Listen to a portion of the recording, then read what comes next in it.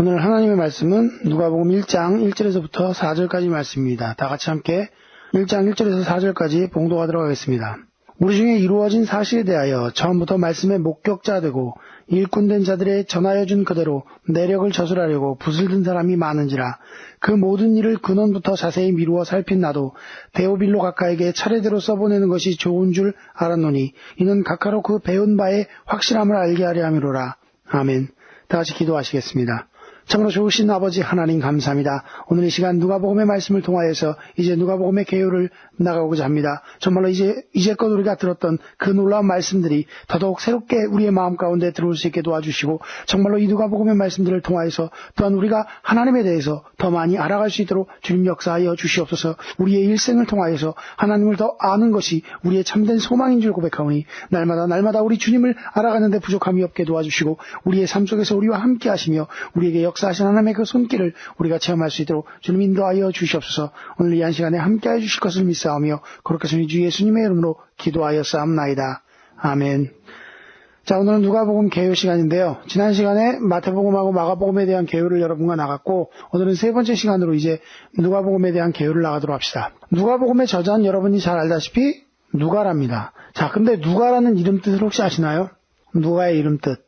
누가의 이름 뜻은 빛나다라는 뜻입니다. 빛나다 또는 빛이라는 뜻인데 누가는 유대인이 아니라 원래 헬라인이에요. 헬라인이라 하면 어디 사람? 지금의 그리스. 당시에는요, 예수님 당시에 문화적으로 그리스가 이미 그리스 문화가 여러 나라에 많이 퍼져 있었습니다.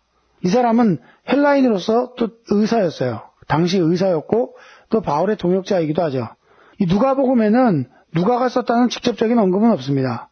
하지만 사도행전에는 누가복음과 사도행전의 저자가 누가임을 암시하는 구절들이 곳곳에 나와 있습니다. 그렇기 때문에 누가복음은 누가가 썼다라고 하는 것이 정설입니다.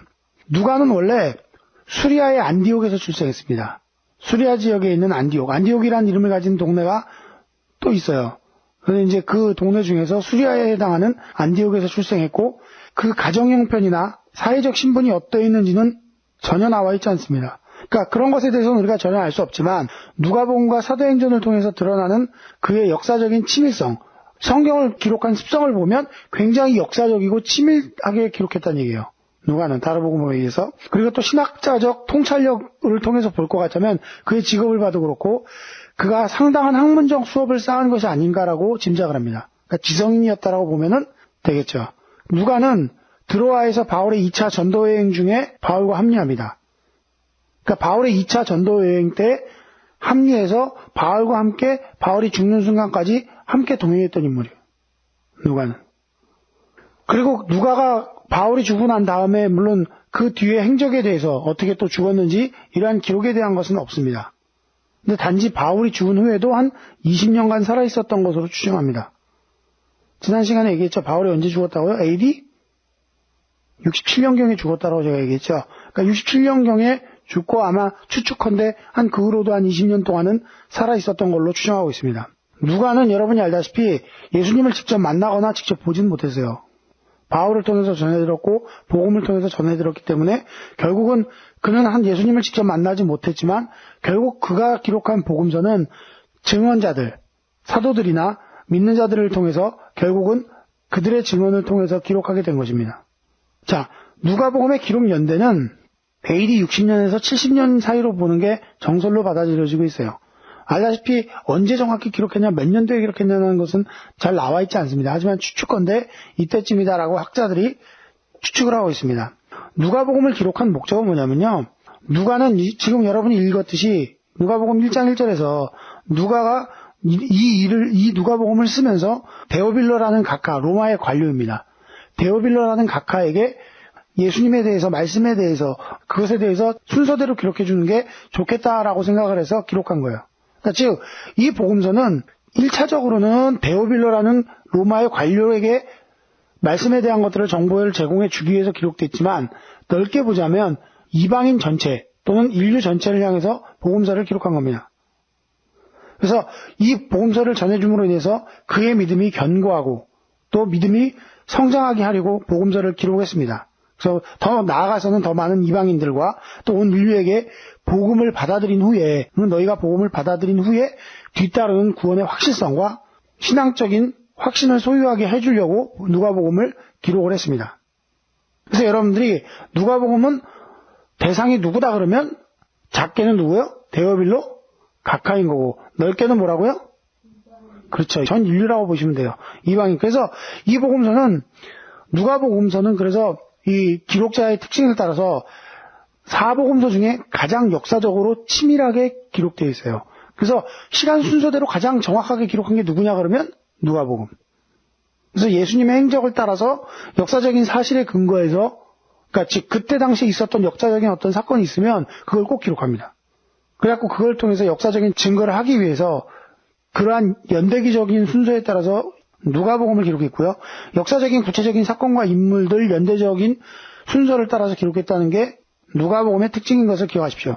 두 번째로는 이방인에 대한 관심이 가장 많습니다. 다른 어떤 복음서보다도 자신도 이방인이고 또 이 복음서는 이방인들에게 쓰여졌기 때문에 이방인들에 대한 관심이 가장 많다는 것. 그래서 이방인들에 대한 얘기가 어디 가장 많으냐 그러면 누가복음에 가장 많습니다. 세 번째로는 사회 문제에 대한 언급이 가장 많습니다. 가난한 자, 빈곤한 자, 또 권력자에 대한, 그 당시에 대제사장들에 대한 그들이 왜 그렇게 부를 축적하고 왜 그렇게 타락했는지, 그래서 왜 사회가 이 모양이 됐는지, 이러한 부의 집중현상과 구조적인 빈곤으로 인해서 일반적인 시민들이 빈민으로 전락할 수밖에 없었던 그러한 상황들에 대한 묘사가 많습니다. 누가복음의 중심 주제는 뭐냐면요.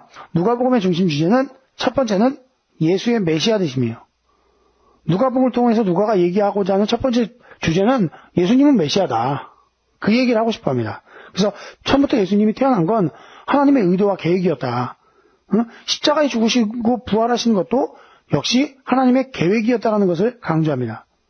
그리고 그것은 전부 다 인류를 향한 구원 계획이었다는 것을 강조합니다. 그리고 두 번째 중심 주제는 구원인데, 자, 두 번째 중심 주제는 구원인데, 십자가 사건을 중심으로 해서 잃어버린 사람들을 향해서, 구원받아야 될 사람들인 거죠. 잃어버린 자들을 향해서 구원의 손길을 베푸시는 예수님의 모습을 강조합니다. 하나님을 알지 못하고 예수님을 알지 못하는 자들, 믿지 않는 자들에게 구원의 손길을 베푸시는 예수님을 강조하고 있어요. 세 번째 주제는 종말론에 대한 이야기가 납니다. 종말적인 사상, 반드시 심판이 있다. 지금 이 상태로 세상이 끝나는 게 아니라 종말에는 하나님의 심판이 있을 거다. 또 구원의 때가 있을 거다. 그러니까 종말적인 이야기를 합니다. 그러니까 이 종말은 말세 진짜 예수님이 재림할 때 이런 게 아니라 니들 언제 죽던 심판은 반드시 있다. 결론은 분명히 있다. 천국이 있다. 이것에 대한 설명을 하고 있는 거예요. 네 번째는 말씀이 중심 주제예요. 말씀을 중심 주제로 하는데 누가는 말씀을 통한 능력을 굉장히 강조합니다. 그래서 예수님 자체가 구약에 있는 말씀의 성취다. 예수님이 출현한 것 자체가, 예수님이 이 땅에 오신 것 자체가 구약의 약속에 대한 또는 말씀에 대한 성취이며 예수님이 하신 말씀들도 성취되었다는 것을 초점으로 중요합니다. 말씀을 강조한다는 것. 그 다음 다섯 번째는 복음의 보편성. 다른 복음서에 대해서는 마태복음 같은 경우는 여러분 그렇지만 유대인들을 향해서 기록된 복음이다 보니까 인류에 대한 내용이나 만민에게 복음이 개방되었다는 이야기는 안 나와요. 잘 안 나옵니다. 유대인들을 향해서 쓰여졌기 때문에 구약에 초점을 맞추죠. 그러면서 구약과 신약의 조화성을 많이 나타내는데 오히려 누가는 전 인류를 향한 복음이 만민에게 개방되어 있다는 사실을 강조합니다. 모든 사람에게 복음은 개방되어 있다. 유대인들뿐만이 아니라. 그것이 다섯 번째 주제이고요. 여섯 번째 주제는 인자이신 그리스도. 여섯 번째 주제는 인자이신 그리스도입니다. 인자는 뭐라고 그랬어요? 무슨 자자? 사람 인자의 아들 자자. 그 결국은 사람의 아들이라는 얘기죠. 그래서 누가복음에는 다른 어떤 복음보다도 감정적인 표현이 많습니다. 예수님의 감정 표현이 가장 많은 복음서가 뭐냐라고 얘기하면 누가복음이죠. 그래서 누가복음은 유일하게도 완전한 인간이신 예수님의 행적과 고뇌에 대해서 기록을 합니다. 그리고 감정 표현이 상당히 많다는 거. 예수님의 감정 표현이 상당히 많다는 것을 여러분이 기록하시면 되겠습니다. 그래서 이 여섯 가지가 누가복음의 주제예요. 누가복음의 주제는 다시 한번 말씀드리면 예수의 메시아 되신 것, 두 번째는 구원, 세 번째는 종말론, 네 번째는 말씀 중심이라는 것, 다섯 번째는 복음의 보편성, 여섯 번째는 인자 대신 그리스도. 이것이 누가복음의 중심 주제입니다. 이제부터 내용을 여러분에게 설명을 드리자면, 지난번에 한 것처럼 내용 분해를 해드리자면, 이 내용은 크게 네 가지입니다. 마태복음은 중심 주제가 뭐였어요? 내용을 분해하자면 마태복음은 한마디로 얘기하면 뭐였어요? 모세오경이었죠. 모세오경과 접목시켜서 얘기했고, 그리고 우리가 지난 시간에 마가복음은 7가지 주제에 따라서 쭉 순서대로 마가가 기록했었죠. 이것도 마찬가지로 누가는 4가지 단원으로 나눠서 복음서를 기록했어요. 4가지 내용이 뭐냐면, 첫 번째 내용은 인자에 대한 소개. 인자에 대한 소개가 첫 번째고요. 이게 몇 장부터냐면 1장 1절에서부터 4장 13절까지입니다. 1장 1절에서 4장 13절까지가 바로 인자에 대한, 예수님에 대한 소개죠. 그 다음에 두 번째가 예수님의 인자의 갈릴리 사역. 인자의 갈릴리 사역에 대해서 기록하고 있습니다. 인자의 갈릴리 사역은 4장 14절에서부터 9장 50절까지입니다. 9장 50절까지. 그 다음 세 번째는 인자의 배척. 예수님에 대한 배척 사건이 기록되어 있는데, 인자의 배척은 9장 51절에서부터 19장 27절까지입니다. 예수님에 대한 배척에 대한 내용들이 9장 51절에서 19장 27절까지고요. 그 다음 마지막 네 번째는 인자의 순환과 부활. 인자의 순환과 부활. 이거는 19장 28절에서 23장 56절까지죠.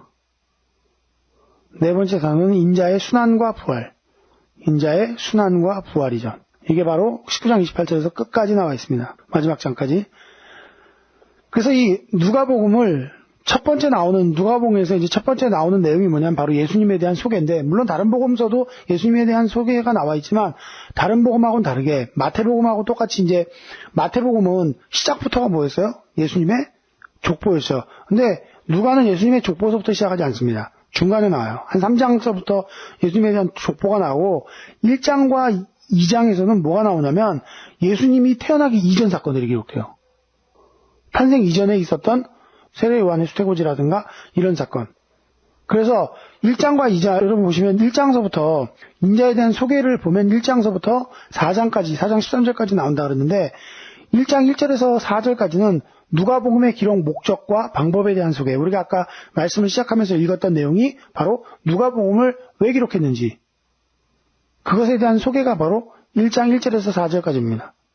누가복음의 기록 목적과 방법을 소개한 게 1장 1절에서 4절까지고요. 1장 5절에서 56절을 보시면 예수의 탄생 이전에 있었던 사건들이 나옵니다. 예수의 탄생 이전에 있던 사건들. 그러니까 예수님의 족보를 기록하기 이전에 그 배경에 대해서 먼저 설명을 하는 겁니다. 그래서 보면 거기에 나오는 게 1장 5절에서 56절에 나오는 내용이 뭐냐면, 첫 번째가 이제 세례 요한의 수태고지와 탄생. 첫 번째가 세례 요한의 수태고지와 탄생이 나와요. 세례 요한이 누구이며 세례 요한이 어떻게 태어나게 됐으며 그 배경에 대해서 이제 설명을 합니다. 그래서 두 번째로 이제 사가랴가 벙어리 된 사건. 수태고지를 하면서 이제 세례 요한의 아버지였던 사가랴가 의심함으로 인해서 벙어리가 됐던 사건. 이게 기록되어 있고요. 그 다음에 세 번째로는 예수님의 수태고지가 또 맞물려 들어갑니다. 그 다음에 이제 이어서 처녀 마리아가 잉태하는 사건. 처녀 마리아가 잉태한 사건. 그리고 잉태한 후에 엘리사벳을 방문하죠. 그러니까 이때는 마리아가 엘리사벳을 방문한 때는 세례 요한이 잉태된 지 6개월 정도 되었을 때인 거예요. 이때쯤 방문한 사건. 이게 바로 1장 5절에서 56절까지의 내용이에요. 그러면서 이제 두 번째 단락으로 넘어가면서 예수의 탄생 시 있었던 사건들에 대해서 또한 기록합니다. 예수의 탄생 시 있었던 사건들. 그러면서 이제 세례 요한이 먼저 태어난 사건을 이제 먼저 기록하죠. 그리고 두 번째로는 사가랴의 축가. 사가랴가 이제 세례 요한이 태어나면서 입이 풀리고 그러면서 축가를 부른 내용이 나오고요. 그 다음에 예수의 탄생과 함께 목자들이 방문한 사건. 예수의 탄생과 함께 목자들이 방문한 사건. 그 다음에 네 번째로 예수의 난 지 8일 만에 성전을 방문한 사건. 이런 기록들은 누가복음에만 있어요. 다른 복음서에는 없습니다. 배경이 되는 내용은 예수님께서 난 지 8일 만에 성전을 방문한 사건. 그러니까 누가는 굉장히 역사적으로 서술적으로 기록했어요. 이해하기 쉽게. 마가 같은 경우는 어땠어요? 마가 같은 경우는 배경이고 뭐고 자시고 다 빼놓고 바로 종의 사역부터 시작하잖아요. 그죠? 종의 사역부터 시작하는데 누가는 예수님을 잘 모르는 사람들에게 설명하기 위해서 배경부터 설명을 합니다. 자, 다음 단으로 넘어가면서 이제 누가복음에만 나와 있는 또 기록이 있죠. 예수님의 어린 시절. 12살 때쯤 돼서 성전에 올라갔던 사건이 기록되어 있죠. 예수의 어린 시절 그리고 성전을 방문했던 사건이 누가복음에만 기록되어 있는 것을 기억해 주시면 좋겠고요. 그 다음에 마지막에는 이제 세례 요한의 사역과 예수님의 세례와 족보와 시험이 3장과 4장에 걸쳐서 기록되어 있어요. 세례 요한의 사역과 예수님의 세례 그리고 예수님의 족보 이게 이제 3장과 4장을 통해서 기록되어 있습니다. 그래서 누가복음 1장서부터 4장까지는 바로 이렇게 인자에 대한 소개, 예수님에 대한 소개와 족보 이야기로 끝을 맺습니다. 그럼 두 번째로 넘어가면 인자의 갈릴리 사역이 나오거든요. 예수님의 갈릴리 사역은 아까 말씀드린 대로 4장 14절에서부터 9장 50절까지 나오는데 그 내용은요. 갈릴리 사역의 내용은 적으세요. 사단, 질병, 죄의 영향력, 유전 등과 같은 모든 영역을 지배하는 예수님의 영적 권위에 대한 기록입니다. 여러분 이해하기 쉽게 설명을 드리자면 사단도 질병도 죄나 또는 그런 죄의 영향력이나 유전과 같은 모든 그러한 것들은 예수님의 영적인 권위 앞에 지배당할 수밖에 없다. 예수님의 권능은 그것보다 크시다라는 게 중심 주제예요. 그래서 그것에 대한 기록으로 4장 14절에서 30절까지는 예수님이 갈릴리에서 전도를 시작하시고 또 나사렛에서 배척받는 장면이 나옵니다. 그게 이제 4장 14절에서 30절까지입니다. 그리고 4장 31절에서 5장 26절까지는 예수님의 권능에 대해서 이건 공통적으로 나오죠. 마가복음에도 이 사건이 나오고 마태복음에도 나옵니다. 이게 뭐냐면 귀신 축출 사건, 베드로의 장모의 치유 사건, 문둥병자의 치유 사건, 중풍병자의 치유 이게 바로 예수의 권능에 대한 내용들이고요. 그 다음으로 넘어가면 5장 27절에서 6장 49절 5장 27절에서 6장 49절에 보면 예수님의 교훈에 대한 내용이 나옵니다.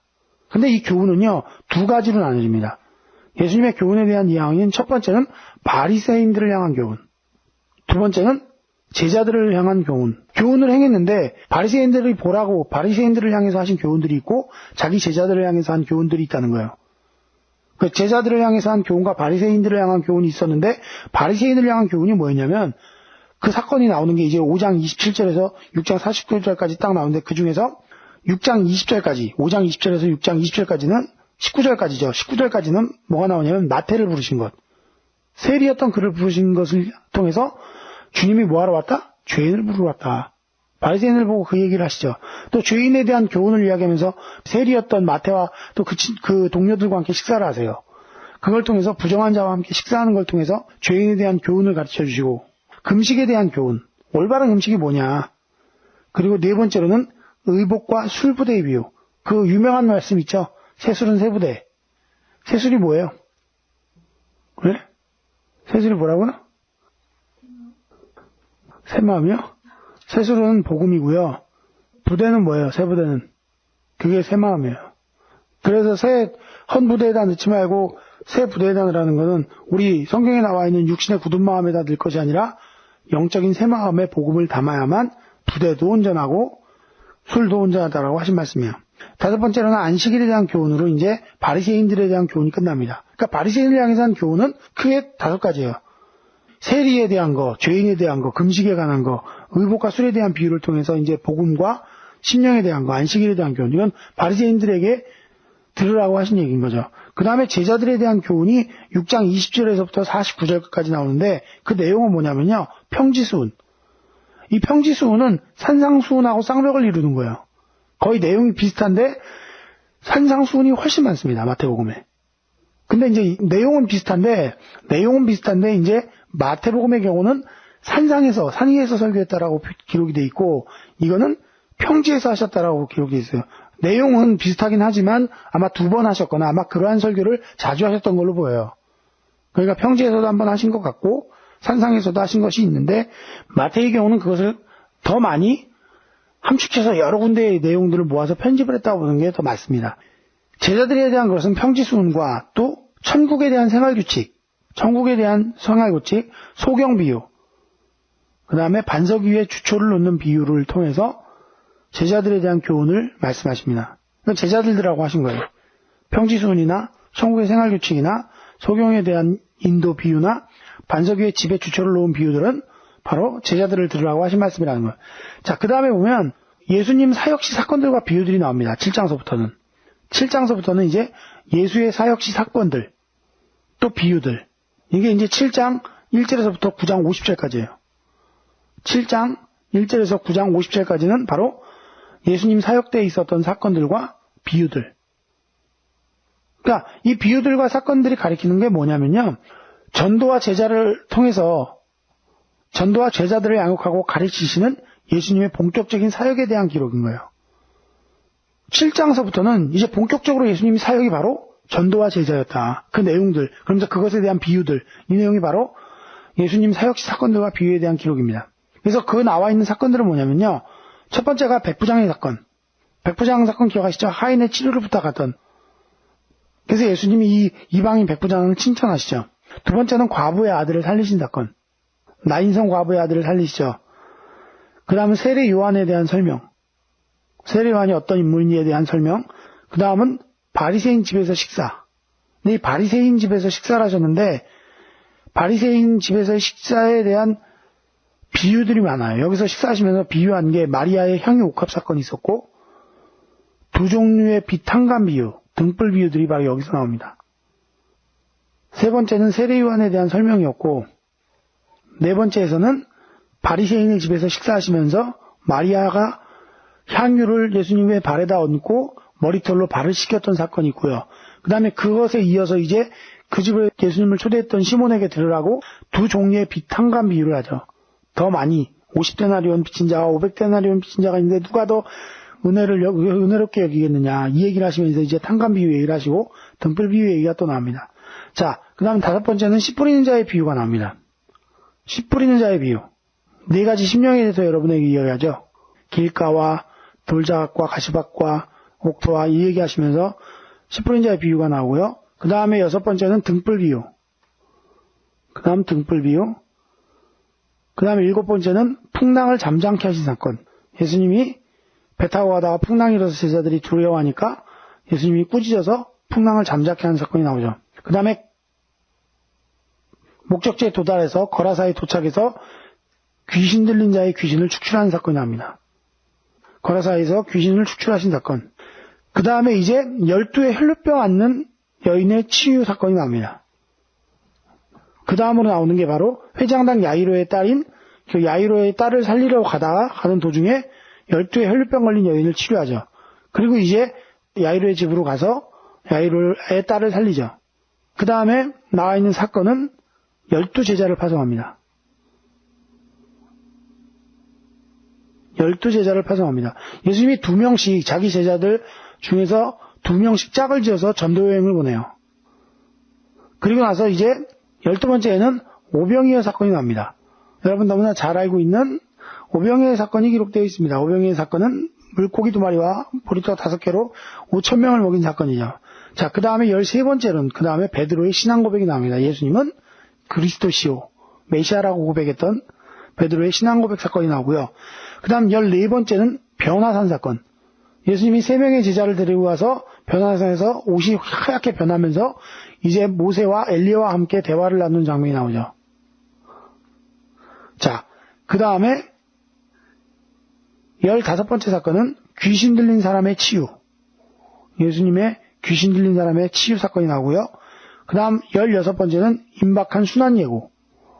임박한 순환에 대해서 예고가 되어 있고요.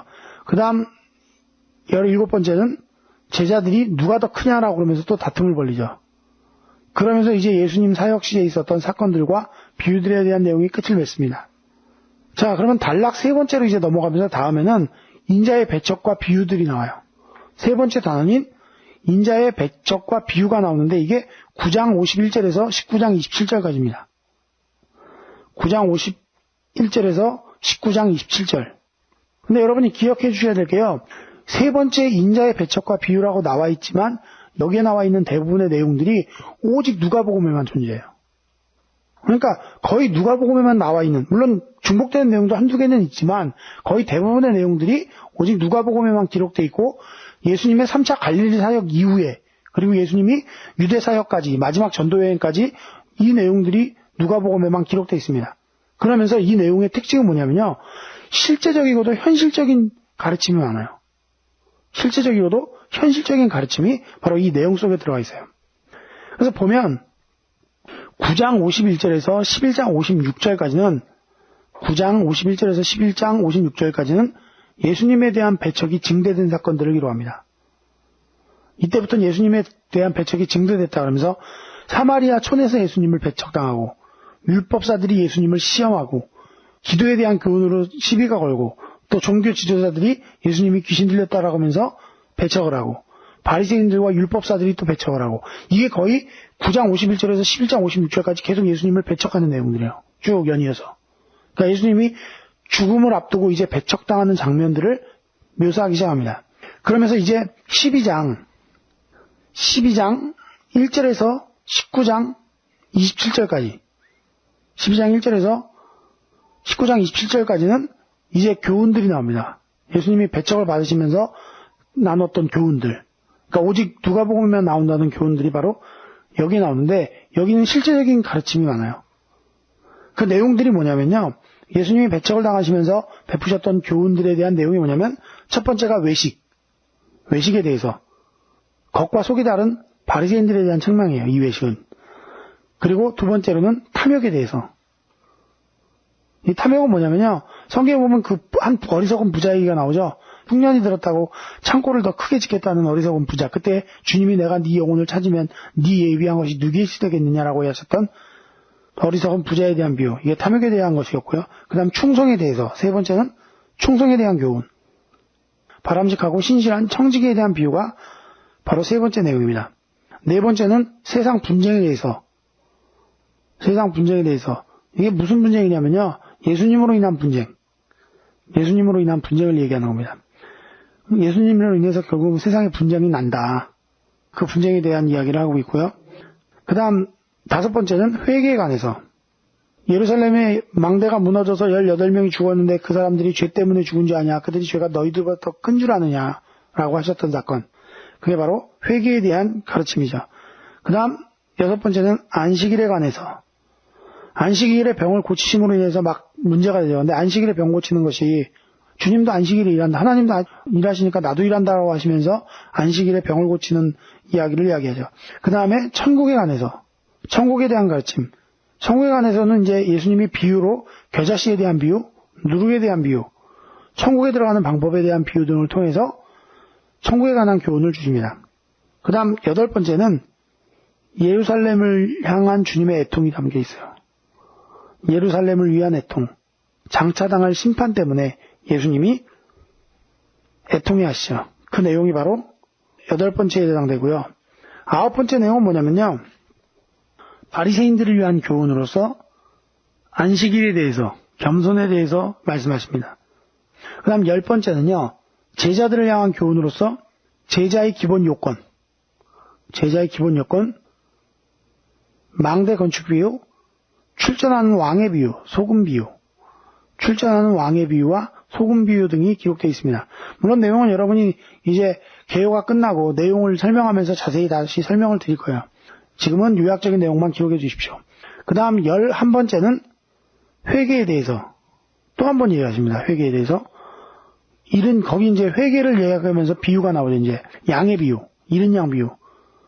유명한 비유죠. 양 한 마리를 찾기 위한 목자의 수고. 그 다음에 잃은 드라크마의 비유.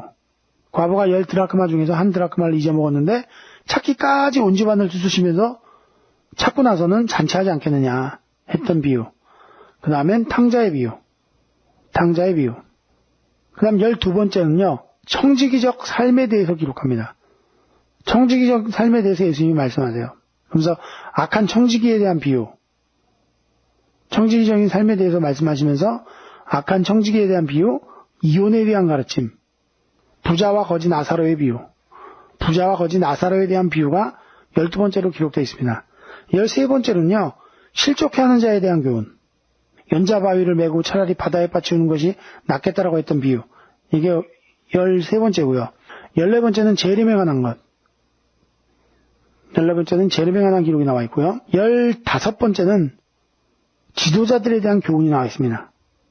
그래서 역시 이것도 비유들이 나와 있는데 어떤 비유냐면 과부와 재판장의 비유. 과부가 계속 매달리고 자기 억울함을 호소해달라고 매달리니까 불의한 재판장이 귀찮아서 해준다는 그 비유. 그죠? 그 다음 바리새인과 세리 기도 비유. 바리새인은 이틀 금식하고 11조를 내고 이러지만 세리는 하늘을 보러 울면서 가슴을 찢었다라는 그 비유. 이게 이제 지도자들에게 들으라고 하는 비유입니다. 자, 그 다음에 16번째는 희생에 대하여. 자기 희생에 대한 가르침이 나옵니다. 그러면서 부자 청년의 이야기가 나오죠. 부자였던 청년이 예수님께 와서 어떻게 해서 영생을 얻을 수 있습니까? 라고 물었더니 예수님이 네 재산을 다 팔아라 그랬더니 근심하는 낯빛으로 돌아갔던 부자 청년의 이야기. 결국 그것을 통해서 예수님은 복음을 위해서 희생한 자의 받을 상급을 설명합니다. 그 다음 17번째는 죽음과 부활에 대해서 17번째는 죽음과 부활에 대해서 기록하고요. 18번째는 구원에 대해서. 그러면서 나와 있는 사건이 이제 바디메오 사건과 세리장 삭개오의 사건입니다. 바디메오 사건과 세리장 삭개오의 사건. 19번째는요. 충성에 대한 말씀들이 기록되어 있습니다. 충성에 대한 기록들이 기록되어 있어요. 자, 4번째는 인자의 순환과 부활에 대해서 기록하는데 인자의 순환과 부활은 19장 28절에서 23장 56절까지입니다. 19장 28절에서 23장 56절까지인데요. 19장 이후로는 바로 예수님의 마지막 주간이 나오는데 예수님의 마지막 주간은요. 일요일, 월요일, 화요일, 수요일, 목요일, 금요일, 토요일, 주일까지 날짜별로 기록했어요. 날짜별로 나오는데 첫 번째 일요일날 무슨 사건이 있었냐면 예루살렘 입성. 주일날 예수님이 예루살렘에 입성합니다. 그러니까 낙이 타고 입성한 게 바로 주일이고요. 부활하시기 전주인 거죠. 부활하시기 일주일 전에 예루살렘에 입성하시고 그 다음에 월요일은 성전 정화 사건이 기록됩니다. 여러분이 잘 알고 있는 성전 정화 사건이 월요일에 있었어요. 그 다음에 화요일에는 공적 사역. 이게 뭐냐면 논쟁과 시험입니다. 이때 무슨 일이 일어나냐면 화요일날 예수의 권위에 대한 논쟁. 네 권위가 어디서 나왔느냐. 나도 한 말을 물으리니 너희가 대답하면 나도 그것에 대한 대답을 주겠다. 세례 요한의 세례가 어디로부터냐 했던 그 권위 논쟁. 그 다음에 악한 농부의 비유.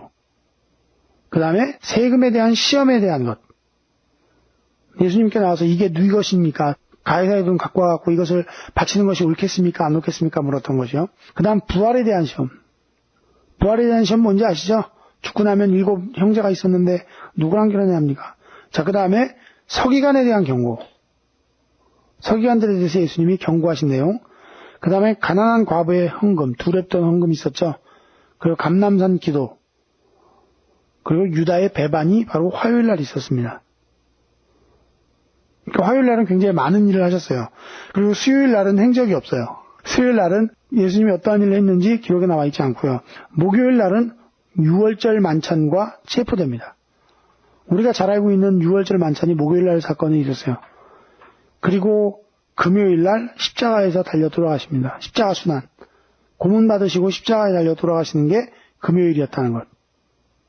그 다음 토요일 날은 안식일이죠. 유대인으로 보자면 안식일 날은 무덤에 계셨어요. 그 다음 주일날 부활하셨어요. 이러면서 누가복음은 끝이 납니다. 결론은 누가는 예수님의 많은 이적과 교훈과 가르침을 통해서 완전한 하나님이자 완전한 인간이신 예수님을 증거하려고 애를 썼습니다. 그러한 측면에서 예수님의 탄생과 죽음과 부활은 하나님의 완벽한 계획이며 또한 예수님의 풍부한 감정 표현과 인간을 사랑하시는 그의 사랑에 대해서 표현을 하면서 완벽한 인간이심을 증거하고자 애를 썼습니다.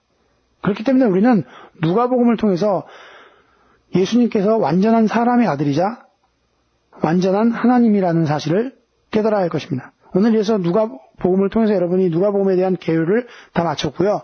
다음 시간에는 이제 이 세 가지 복음을 여러분이 그동안 나갔어요.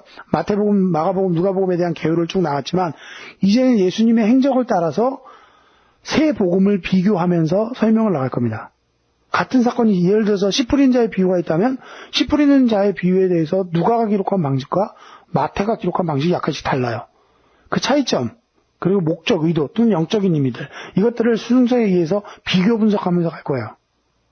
그러니까 시간이 꽤 길어질 거고 세 가지 복음을 다 연이어서 여러분에게 설명을 드릴 겁니다. 그래서 여러분이 이제 아마 성경을 찾으라 그러면 왔다리 갔다리 북적북적대고 시끄러울 거니까 제가 미리 그것들만 뽑아서 프린트해서 여러분에게 나눠주도록 하겠습니다. 오늘 수업은요 여기까지 하겠고요. 다 같이 기도하심으로써 오늘 누가복음 개요에 대한 말씀을 마치도록 하겠습니다. 기도하시겠습니다.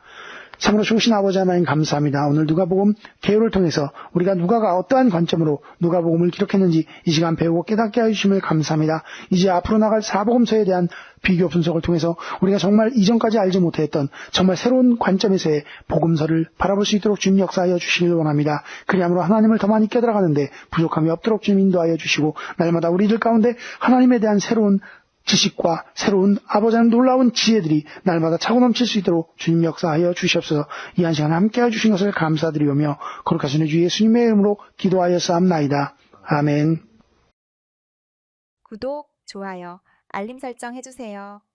Subscribe, like, set notifications.